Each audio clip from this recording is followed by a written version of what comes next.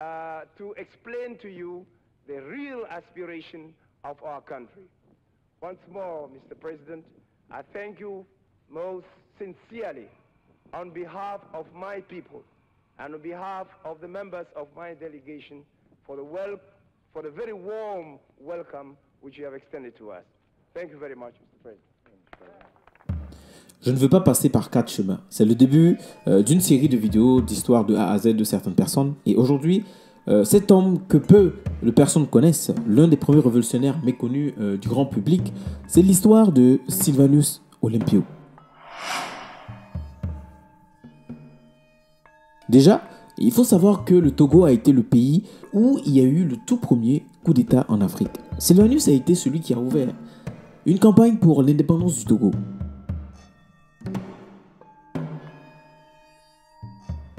Alors, de son nom complet, Sylvanus Epiphanius Olympio est né le 6 septembre 1902 à Kpando, l'actuel Ghana, autrefois le Togo britannique. Son géniteur était un métis brésilien. Mon arrière-grand-père, qui était métis, portugais et noir, venu du Brésil. Et depuis, il a eu des enfants le long de la côte. Mon grand-père et son fils, avec une mère Yoruba, ça veut dire d'origine nigériane. Ses parents, surtout son père, qui était un acheteur et un vendeur de produits tropicaux, l'a eu, non de sa première femme, mais en fait de la dame de compagnie de sa première femme. Parce que la première femme du vieux, du père, ne faisait pas d'enfants. Et comme ça se fait beaucoup ailleurs, le père a trouvé d'une beauté légendaire la dame de compagnie de sa première femme. On dit souvent que le président Olympio était le fils aîné de son père. Non, il était le premier garçon de son père.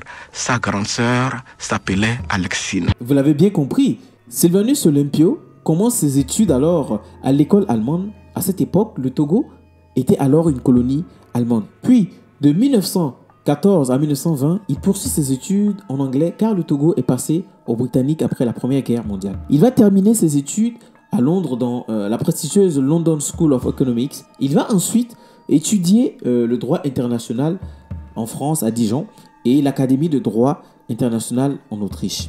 Après cela, en 1926, il est engagé par la grande société Unilever au Nigeria et est également le représentant à Lomé. Le gars était polyglotte.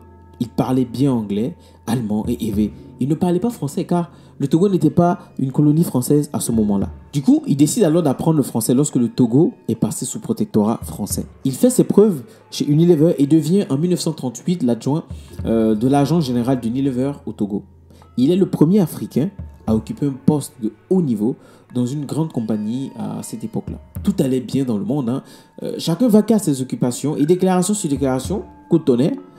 En 1940, le début de la Seconde Guerre mondiale. Une guerre dont l'Afrique n'était pas du tout liée, mais qui finalement est sollicitée par la France.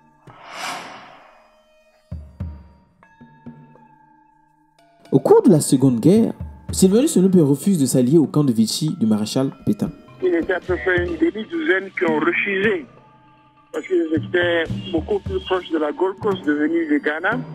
Et ils aidaient d'ailleurs des Européens au Togo à partir en Gold Coast pour atteindre Charles de Gaulle à Brazzaville. Et il a été arrêté en 1942. Nous avons fait la fuite avec ma mère, mes frères et sœurs, pour me réfugier en Gold Coast sous Togo, sous le régime britannique.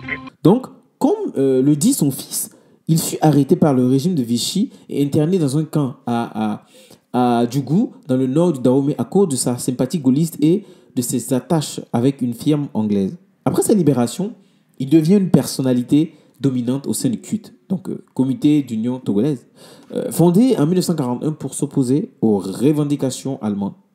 Après la fin de la guerre, les colons avaient pour projet l'assimilation totale de leur civilisation et la suppression des langues africaines dans les écoles. Et Sylvanus Olympio était du tout pas d'accord et s'était farouchement opposé.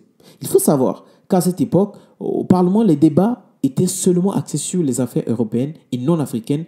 Et pour lui, c'était aberrant. C'est-à-dire qu'il ne comprenait pas pourquoi il faudrait qu'ils débattent sur des affaires qui ne leur concernaient pas du tout. Donc, il leur fait comprendre que les affaires françaises sur lesquelles ils débattent au Parlement ne les intéressaient pas du tout et qu'il avait besoin obligatoirement d'un délégué permanent pour traiter uniquement que des affaires axées sur le Togo et non des affaires européennes. Pour lui, on est Togolais. On n'est pas européen, donc on doit garder notre histoire et notre civilisation.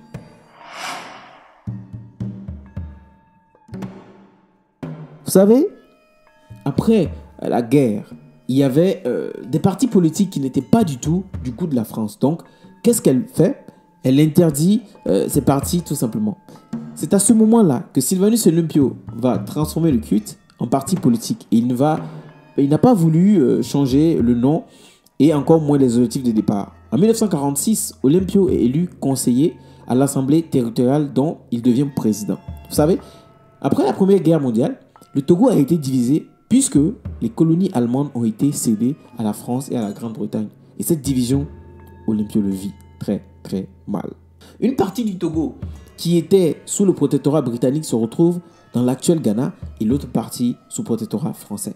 Et cette division qui a été décidée à la conférence de Berlin a divisé un peuple, les Évés.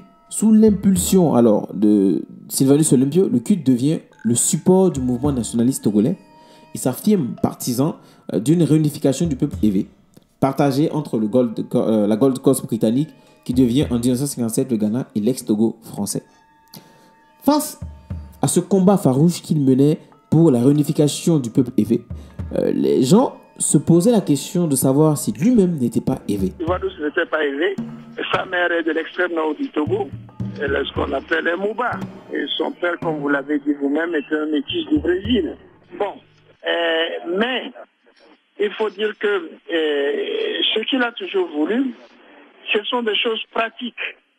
Comment est-ce que les Européens peuvent venir et couper une ethnie qui a l'habitude de faire le commerce entre eux, circuler de gauche et à droite, et tout d'un coup, il y a 3 ou 4 frontières à traverser, 3 ou 4 régimes.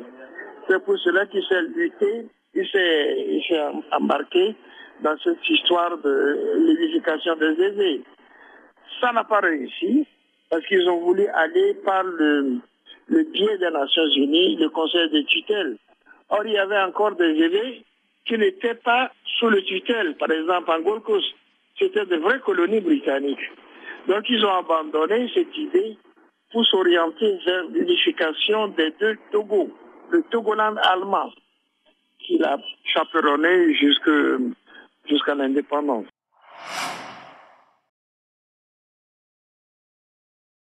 En 1947, lors de l'Assemblée générale des Nations Unies, il a été le premier Africain à présenter ses doléances devant une organisation internationale.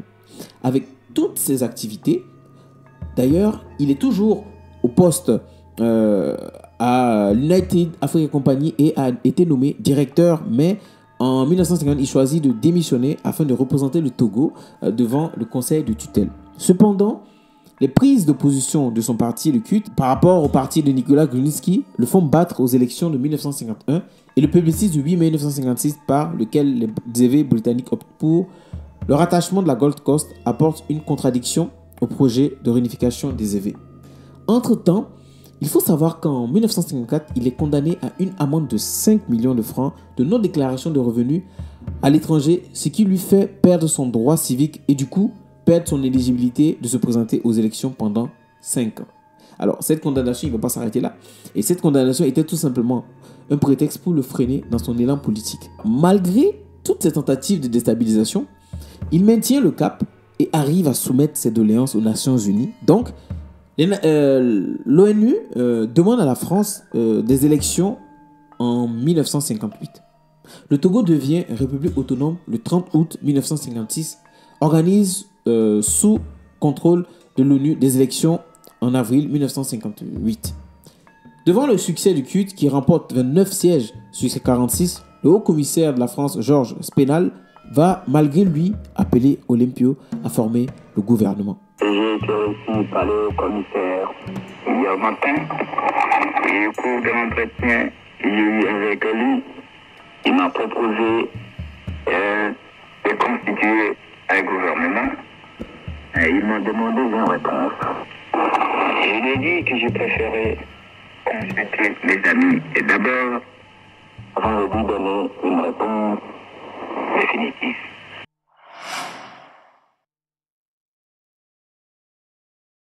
Alors, avant de continuer, profite pour t'abonner si ce n'est pas encore fait. Ça me fera plaisir et c'est totalement gratuit. Allez, fais-le. Pour Sylvanus Olympio, l'indépendance du Togo était primordiale avant toute chose. Mais pas du tout réciproque pour le général de Gaulle qui avait d'autres projets pour le Togo. La France avait organisé un référendum dans ses colonies afin de faire part de son projet tout en tenant des discours un peu menaçants. Mais Sylvanus ne se sentait pas concerné par cette proposition faite par la France, car pour lui, le Togo n'était pas une colonie française. Et il faut le rappeler, le Togo était sous tutelle française, donc pour lui, aucunement la France devait décider pour le Togo. Lui, il avait pour seul objectif primordial l'indépendance totale du Togo, ce qui favoriserait la souveraineté du pays. Et à cette époque, il était l'un des premiers à revendiquer cette libération totale. Partout où il avait l'occasion de s'exprimer, il manifestait le désir de l'indépendance et ça dérangeait et agaçait beaucoup le général de Gaulle qui aussi menaçait de donner l'indépendance au plus vite au Togo. Mais la France se verra reconduire sur demande de Sylvanus le Togo sous tutelle pour encore 2 ans afin de préparer le jeune État à l'indépendance qui a été prévue pour le 27 avril 1960 car cette date a été choisie par Sylvanus, date de sa 2e réélection. À ce moment-là, la France ne pouvait pas refuser car elle avait dit que tout État était libre de prendre son indépendance quand il le désirait et ce, même son délai. Nous sommes d'accord de ne pas faire des conventions avant l'indépendance, d'attendre l'indépendance d'abord et puis de nous mettre d'accord sur la relation qui doit exister entre la France et la République ou bien les Togo indépendants. Il faut savoir que dans le même temps en Afrique française, en 1958, les mouvements d'indépendance se sont multipliés, surtout les pays anglophones d'Afrique et la France, ayant compris que si elle ne faisait pas quelque chose d'une manière ou d'une autre face à ce mouvement, elle risquait de perdre gros. Donc c'est ainsi que débute la grande tournée du général de Gaulle en Afrique, en commençant par Madagascar. Étant donné que le Togo n'a jamais fait partie de la communauté franco-africaine, il sera peut-être souhaitable d'attendre de voir la forme définitive que doit prendre la communauté franco-africaine avant de prendre une décision à ce sujet. Alors, étant devenu Premier ministre, son objectif était la réunification des évêques et la formation des cadres togolais. Mais il faut savoir qu'en face de lui, il y avait son beau-frère, Nicolas Grunitzky, ancien Premier ministre qui rendait la tâche très difficile. Son arme était qu'il était un leader qui communiquait beaucoup au peuple et surtout, il le faisait à la radio. Écoutez ce qu'il disait de la radio. Vous savez, on peut dire beaucoup de choses sur la radiodiffusion, mais il y a une chose quand même qu'il ne faut jamais oublier. La radiodiffusion permet de diffuser actuellement en Afrique des nouvelles, et non seulement des nouvelles, des notions d'enseignement pratique dans les différentes parties de notre territoire, ce qu'on n'a pas pu faire dans les passés. Alors donc, la radiodiffusion n'est pas seulement pour donner des nouvelles ou amuser, n'est-ce pas, la population. Ça devient maintenant une aide très importante dans les diffusions des notions pratiques d'hygiène, notions pratiques dans les autres domaines. Et je peux vous dire qu'en ce qui concerne ce département, cette section, et ça nous a apporté beaucoup d'aide à l'administration au Togo. Je souhaite personnellement une plus grande extension à la radiodiffusion, surtout en Afrique où il y a encore beaucoup à faire. Et je souhaite surtout pour la Sorafrom qui s'est donné beaucoup de peine en cherchant, n'est-ce pas, plusieurs moyens d'intensifier, n'est-ce pas, la radiodiffusion en Afrique. Et je suis très heureux d'avoir cette occasion de venir voir l'exposition et qui vraiment donne l'idée des techniques tout à fait modernes qu'on adopte et encore voir en même temps l'avenir qu'on réserve pour la radiodiffusion en Afrique. Comme il avait pour objectif la formation du personnel de l'administration togolaise, il a réussi à atteindre cet objectif lors de sa première année de pouvoir. Malgré toutes les affaires qu'il avait à traiter, il n'a pas du tout oublié son objectif principal qui était l'indépendance du pays. Donc, dans la marche de cet objectif, en 1958, il va se rendre aux Nations Unies pour demander la levée de tutelle de la France sur le Togo. Et c'était la dernière étape pour l'indépendance. Et le 27 avril, il proclame l'indépendance du Togo. De ce moment et à jamais, affranchi de toute suggestion, de toute entrave, maître de ton destin, cher Togo, mon cher pays, te voilà libre enfin. Au nom du peuple togolais, je proclame solennellement l'indépendance du Togo, notre patrie.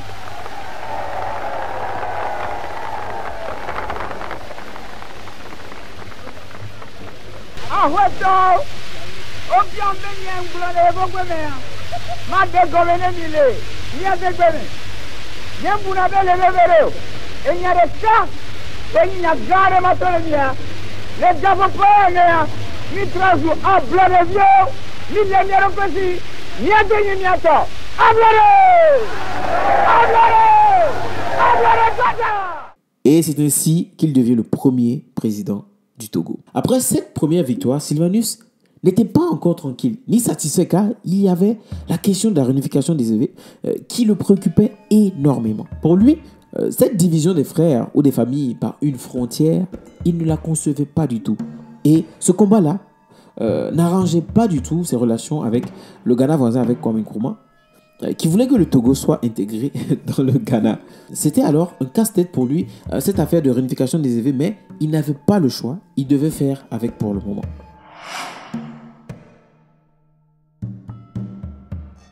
Il voulait que le Togo soit reconnu par toutes les grandes puissances afin de tisser des partenariats bénéfiques pour le pays. Il admirait beaucoup le système anglophone, notamment les Américains, les Britanniques, et les appréciait pour leur rigueur. Ce qui fait qu'il se rend souvent dans ces pays. À cet effet, en juin 1961, il s'est rendu en Allemagne pour signer des partenariats d'échanges commerciaux. Mais attention, il était ouvert à tous et dans le simple but d'inscrire le Togo dans une émergence économique.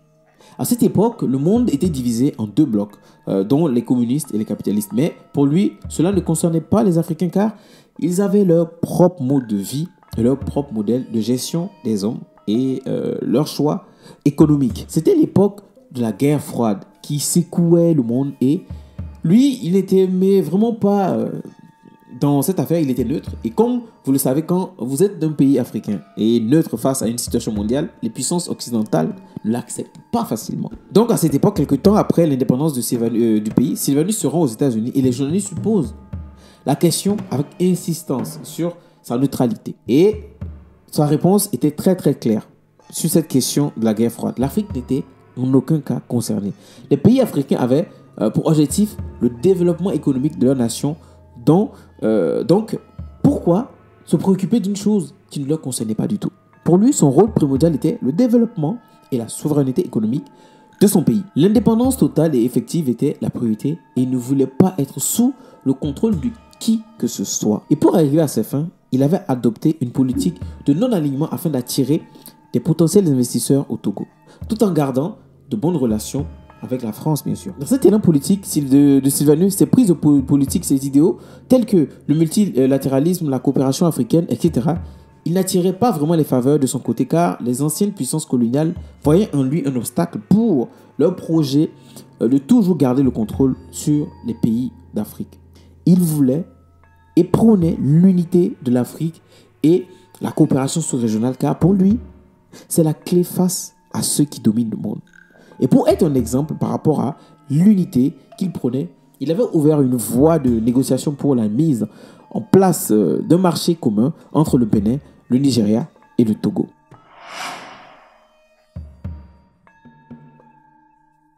On revient toujours sur l'histoire de la réunification des évêques. Le président du Ghana n'envisageait pas cette réunification et c'était la mésentente entre ce dernier et Sylvanus. il voulait que cela se fasse sous son contrôle. C'est-à-dire qu'il ne se voyait pas perdre le contrôle des événements suite à la réunification voulue par Sylvanus, et il va prendre des mesures qui vont être un blocus et une barrière entre des frères.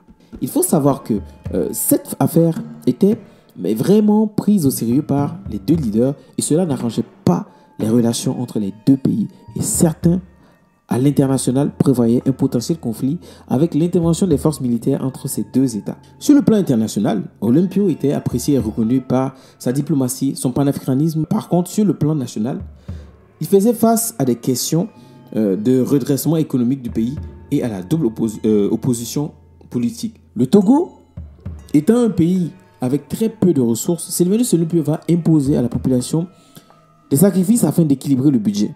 Il va miser sur l'agriculture car pour lui, c'était la mesure adéquate à la situation économique du Togo. Ces mesures n'étaient vraiment pas bien accueillies et cela le rendait très impopulaire car les populations ne comprenaient pas toujours ces ordonnances. Il va être aussi confronté à une double opposition. Celle des amis de son beau-frère Nicolas Grimsky du Parti du Progrès et l'union des chefs de la population du Nord dirigée par Antoine Meachi.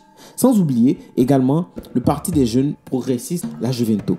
La Juvento était le parti des jeunes progressistes qui était la section du parti de Sylvanus Olympio le Cute, qui va le quitter dans le but d'un divorce entre eux et ceux qu'ils considéraient comme les vieux Togolais et sont conduits par les leaders Maître Anani Santos et Firmin Abalo. Et tout ça, c'était en 1961.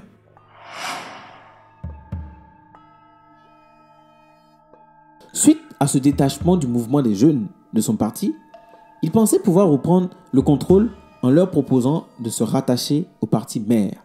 Mais cela ne se fera jamais. Cette désolidarisation de la Juvento a été effective avec à sa tête Maître Dos Santos qui était un allié très proche de Sylvanus. Et la question que l'on se posait c'est comment se fait-il que deux amis qui ont même mené le même combat ne s'entendaient plus? Alors, comprenez tout simplement qu'il y a eu un rapprochement entre le Ghana de Nkrumah et certains des compagnons de Sylvanus dont Dos Santos en faisait partie.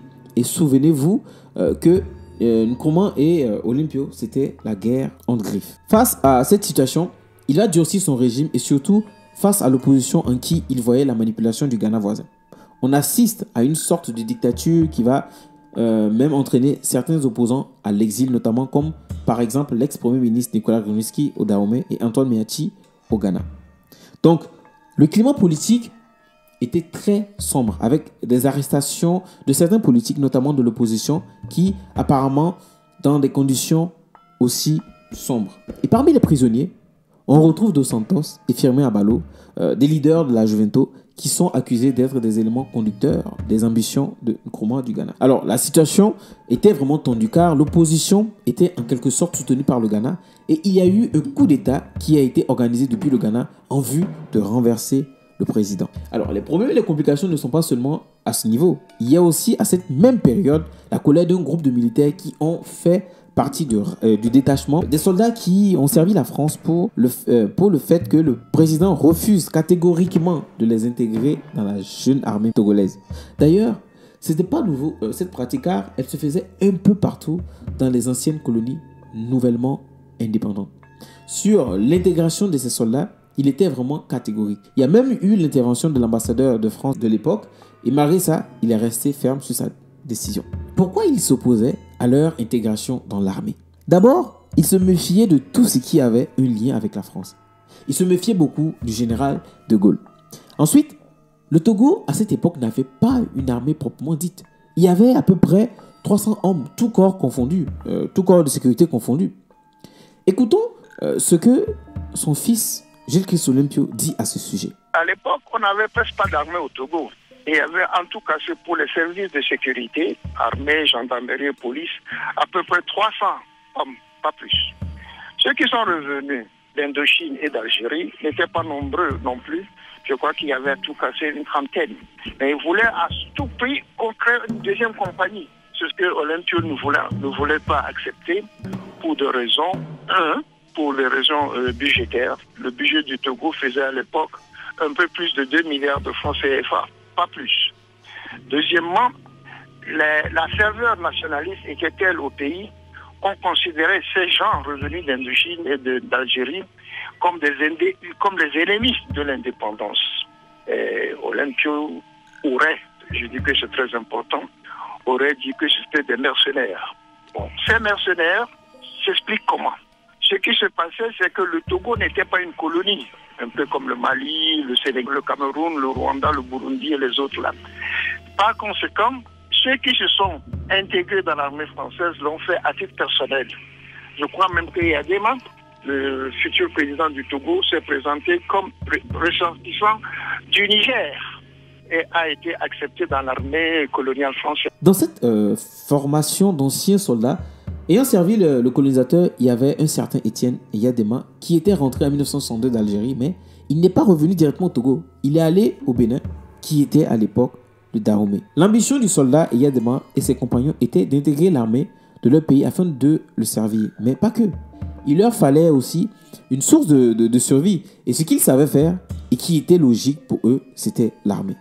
Pour Olympio, le Togo n'avait pas besoin d'une armée et ne voulait pas du tout intégrer des soldats qui ont servi la France et qui ont été démobilisés par cette dernière.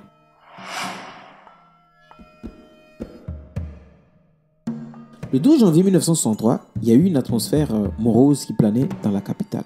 Vous savez, le sentiment comme s'il y avait quelque chose qui se préparait ou qui n'était pas du tout de bon goût. Alors, le président Olympio avait un événement dans son agenda qui avait lieu au Centre culturel français, mais ne l'a pas honoré parce qu'il a déprogrammé à la dernière minute. Et apparemment, ce n'était pas la première fois qu'il déprogrammait les événements organisés par l'ambassade de France. Ce qui montre et confirme qu'il n'avait pas du tout la volonté de tisser des liens avec la France. Du coup, le fait de n'avoir pas honoré cet événement, beaucoup ont commencé à dire que le président était dans une peur de se faire renverser par des soldats, car il y avait une rumeur d'un potentiel renversement de son régime par des militaires. Ce même jour, dans la soirée, il se préparait pour ses obligations en tant que chef de l'État. Il préparait son discours pour honorer une invitation faite par le président libérien Todman et aussi sur le texte de la charte de l'OUA, un travail qui lui a été confié par le groupe de Monrovia. Pendant qu'il travaillait, il entend une grosse discussion entre ses gardes et un groupe de soldats qui sont arrivés aux environs de 23 heures chez lui. De par sa fenêtre de son bureau, il fait le constat que les gardes de sa sécurité ont été neutralisés et que même les renforts qui s'étaient dépêchés pour venir défendre le président n'ont pas pu faire grand-chose car ils n'avaient pas assez de ressources pour combattre et eux aussi ont été faits prisonniers. Alors, qu'est-ce qu'il va faire Sylvanus? Sylvanus ne peut comprendre tout de suite ce qui se passe et son instinct de chef de famille prend le dessus et se précipite vers la chambre où se trouvent son épouse et ses nièces et leur demande de se mettre à l'abri. Entre-temps, les assaillants ont commencé à tirer sur la maison. Et par manque de vigilance de leur part, Olympio va profiter pour s'échapper par l'arrière de la maison et escalader le mur qui séparait sa maison de l'ambassade des États-Unis à l'époque. Il atterrit dans l'enceinte de l'ambassade, se précipite pour ouvrir les bureaux, mais manque de bol, ils sont fermés. Du coup, il cherche un moyen de ne pas se faire repérer, puisqu'au même moment, il sait que les militaires seront à sa recherche. Il aperçoit une voiture stationnée dans la cour de l'ambassade et va se cacher dans cette voiture sur les places arrière. Les assaillants sont au même moment en train de retourner la villa pour le retrouver. Ils interrogent son épouse Dina, qui leur fait comprendre qu'il n'est pas là et qu'elle ne sait pas où il est. Alors, l'ambassadeur des États-Unis de l'époque est réveillé par des coups de fusil et décide de sortir pour s'y rendre afin de constater ce qui s'y passe. Il passe à côté du véhicule de cachette du président Olympio et ce dernier l'interpelle et lui explique ce qui se passe. L'ambassadeur va le rassurer et lui dire qu'il va trouver ses clés et le mettre à l'abri. Pendant ce temps, le coup d'État toujours en marche, les putschistes ont pris le contrôle du camp de Tocoin qui faisait partie de leur objectif et ont également neutralisé les membres du gouvernement sauf 2 ministres. Les éléments qui avaient pour objectif d'arrêter le président n'ont pas réussi et donc sont retournés au camp. Mais parmi eux, il y a 4 qui n'ont pas accepté le fait de n'avoir pas atteint l'objectif qui était d'arrêter le président. Donc, ils décident de retourner dans la zone de la villa de Sylvanus Olympio aux environs de 5 h du matin, le 13 janvier 1963. Les 4 militaires sont Robert Adewi, Janvier Chango, Emmanuel Bojolé et Étienne Eyadema. Pendant que Sylvanus Olympio était toujours dans la voiture attendant l'ambassadeur qui allait chercher les clés, les 4 soldats qui sont revenus pour le chercher une seconde fois vont escalader le mur et se diriger vers la voiture et sortir Sylvanus Olympio de sa cachette. Alors, par quelle magie ils ont directement su où il était caché? Apparemment, il est dit que l'ambassadeur était de retour avec les clés et lorsqu'il se dirigeait vers la cachette de Sylvanus, il a été interpellé et sous la menace, il est retourné chez lui et il a passé un coup de fil à son homologue français à qui il raconte tout et révèle la cachette de Sylvanus Olympio. L'ambassadeur français Mazoï va rassurer l'Américain et lui dire de ne surtout pas bouger de chez lui et qu'il s'en occupe.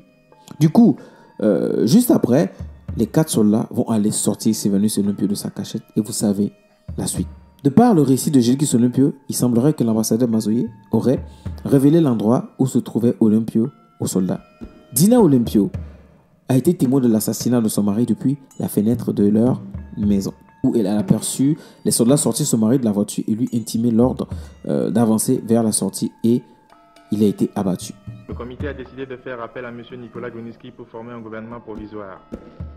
C'est un communiqué aussi laconique, diffusé aux premières heures de la matinée de dimanche, qui apprit aux 1 440 000 habitants de la jeune République du Togo qu'un coup d'État militaire s'était produit dans la nuit et que le président de la République, Sylvanus Olympio, avait été assassiné.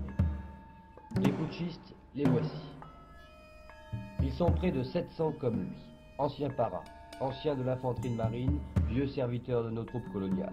Ils sont revenus au pays pensant reprendre du service dans l'armée togolaise. Mais hélas, le président Olympio ne s'intéressait pas plus aux problèmes militaires qu'à ceux des militaires. Il ne voulait pas compromettre l'équilibre de son budget, disait-il, un budget difficilement atteint après une très longue période d'austérité.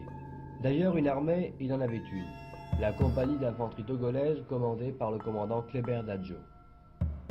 Et dans le fond, ce vieux baroudeur se sent, disons-le, très proche de ceux qui furent à ses côtés à Koufra, à Cassino ou ailleurs. Et alors il essaie d'intervenir auprès du président Olympio. Le commandant Dadjo et moi avons été, mercredi dernier, pour voir le président de la République.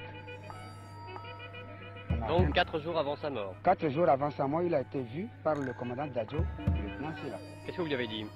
On lui a mis au courant que la situation s'est détériorée et que les anciens militaires étaient mécontents et qu'il fallait trouver une solution radicale. Pour les réintégrer dans l'armée togolaise? Pour les réintégrer non seulement dans l'armée togolaise, non seulement ces militaires ne veulent pas, ne demandent pas à gagner la solde que la France leur payait, ils cherchent simplement à être casés, soit dans les eaux et forêts, dans la gendarmerie, aux polices, et avoir du travail, police, tout simplement.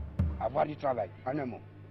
Et 4 jours plus tard, à l'aube de ce dimanche 13 janvier, les anciens combattants prenaient le pouvoir. Tous les ministres sont faits prisonniers, sauf 2 qui s'enfuient au Dahomey. Et en fait, il n'y a pas eu effusion de ça, à dehors du malheureux histoire de notre vénéré président. Malheureux en ce sens que, au départ, il ne devait pas être tué. Vous deviez l'arrêter simplement. Il devait être arrêté simplement, mais c'est le président qui a tiré le premier coup. Coup de revolver. Et puis il y a eu la riposte immédiate. C'est malheureux. Oui, c'est malheureux, disent les Togolais, qui sont des gens particulièrement paisibles. Et il est certain aussi que cette mort hypothéquera lourdement l'autorité morale de ceux qui l'ont avalisée. Cette maison était celle de Sylvanus Olympio. Il s'y trouvait le soir de sa mort lorsqu'on va le chercher pour l'arrêter. Trahi par son armée, abandonné par sa police, il chercha refuge chez son voisin, l'ambassadeur des États-Unis. Les 2 maisons sont adjacentes.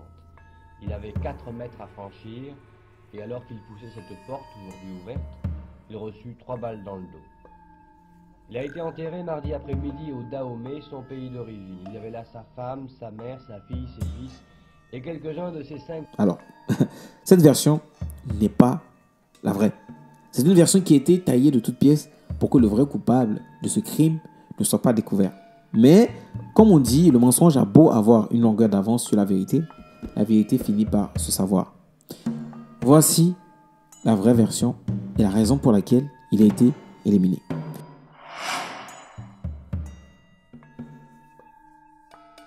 Olympio voulait sortir du franc CFA considéré comme un outil de contrôle politique et économique sur les pays de la zone franc et doter son pays d'une monnaie nationale. Le 12 décembre 1962, l'Assemblée nationale avait même délibéré et adopté la loi promulguée par le président. Une loi dont la teneur suit.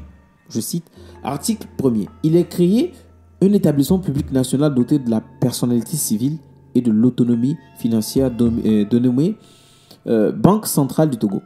Le service de l'émission au Togo sera assuré par la Banque centrale du Togo. La monnaie légale du Togo est le franc togolais. Article 4.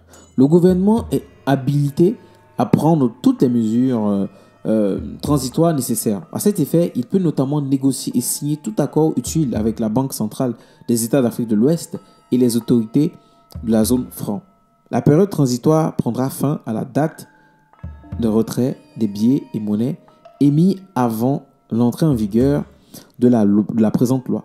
Et ce, après 1 an, il est assassiné par un commando français validé par l'Élysée, du nom de Georges Métrier. C'est lui qui a abattu de sang-froid le président Olympio Sylvanus. Et ça, beaucoup le savent, ce n'est pas un secret. Il y a même eu le témoignage d'un député français qui était proche de Georges Métrier, du nom de Noël Mamère, dans lequel il avoue le crime et comment ça a été organisé. Voici ce qu'il dit. Le 12 janvier 1963, l'ambassadeur Henri Mazoyer a fait connaître aux putschistes, dirigés alors par le jeune sergent Eyadema le lieu, c'est-à-dire l'ambassade américaine, où s'était réfugié Sylvanus Olympio.